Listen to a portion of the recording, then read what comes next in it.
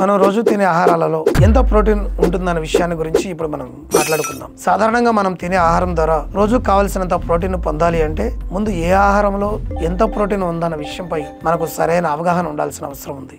మనలో చాలా మందికి ప్రతిరోజు అన్నం తినే అలవాటు ఉంటుంది కాబట్టి మొదటగా మనం అన్నం నుంచే మొదలు పెడదాం. సాధారణంగా ఒక పూట ఒక మనిషి తినే అన్నంలో 4 నుంచి 5 గ్రాముల ప్రోటీన్ ఉండే అవకాశం అయితే ఉంటుంది. అలాగే కొంతమంది అన్నానికి బదులుగా చపాతీలు తింటూ ఉంటారు. ఈ చపాతీలో ఉండేటువంటి ప్రోటీన్ మోతాదు చూసినట్లయితే ఒక చపాతీ ద్వారా 2 నుంచి 3 గ్రాముల ప్రోటీన్ మనకు లభించే అవకాశం అయితే ఉంటుంది. ఇక ఉదయాన్నే మనం తినేటువంటి టిఫిన్స్ విషయానికి వస్తే ఇడ్లీ, దోశ లాంటి టిఫిన్స్లో కూడా 2 నుంచి 3 గ్రాముల ప్రోటీన్ మనకు లభించే అవకాశం అయితే ఉంటుంది. అలాగే మధ్యతరగతి ఇళ్లలో ఉప్మాను కూడా ఎక్కువగా తింటూ ఉంటారు. ఈ ఉప్మాలో కూడా చూసినట్లయితే దాదాపుగా 4 నుంచి 5 గ్రాముల వరకు ప్రోటీన్ ఉండే అవకాశం అయితే ఉంటుంది.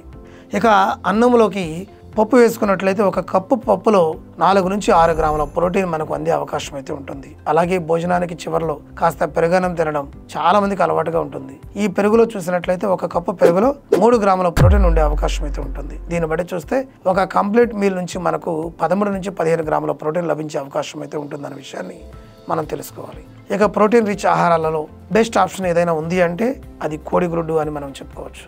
మీరు ఒక కోడిగుడ్డు కనుక తిన్నట్లయితే అందులో నుంచి 6 గ్రాముల ప్రోటీన్ మన శరీరానికి అందే అవకాశం ఉంది. ఇక శాకాహారుల విషయంలో ప్రోటీన్ కోసం సోయాబీన్ సంబంధించినటువంటి సోయా పన్నీర్ తీసుకున్నట్లయితే చాలా ప్రయోజనకరంగా ఉంటుంది. ఒక కప్పు సోయా పన్నీర్లో దాదాపుగా 12 గ్రాముల ప్రోటీన్ లభించే అవకాశం ఉంటుంది. అలాగే పాలతో చేసినటువంటి పన్నీర్లో కూడా ఒక సర్వింగ్కు 12 గ్రాముల వరకు ప్రోటీన్ లభించే అవకాశం ఉంటుంది. ఇక మాంసాహారుల విషయానికి వస్తే ఒక 4 చేప ముక్కలు తిన్నట్లయితే 6 గ్రాముల ప్రోటీన్ అందే అవకాశం అయితే ఉంటుంది. ఇక చికెన్, మటన్ వంటి వాటిలో కూడా ప్రోటీన్ ఎక్కువగా లభించే అవకాశం ఉంది. ఒక కప్పు చికెన్ కానీ మటన్ కానీ తిన్నారంటే కనీసం 30 గ్రాముల ప్రోటీన్ లభించే అవకాశం ఉంటుంది. అలాగే మనం తినేటటువంటి నట్స్ ద్వారా కూడా కొంత ప్రోటీన్ మనకు అందే అవకాశం ఉంది. ఏవైనా ఒక 10 నట్స్ తిన్నారంటే కనుక 2 నుంచి 3 గ్రాముల ప్రోటీన్ మనకు అందే అవకాశం అయితే ఉంటుంది. ఇవండి మనకు ఏ ఆహారం ద్వారా ఎంత ప్రోటీన్ లభిస్తుందనే వివరాలు.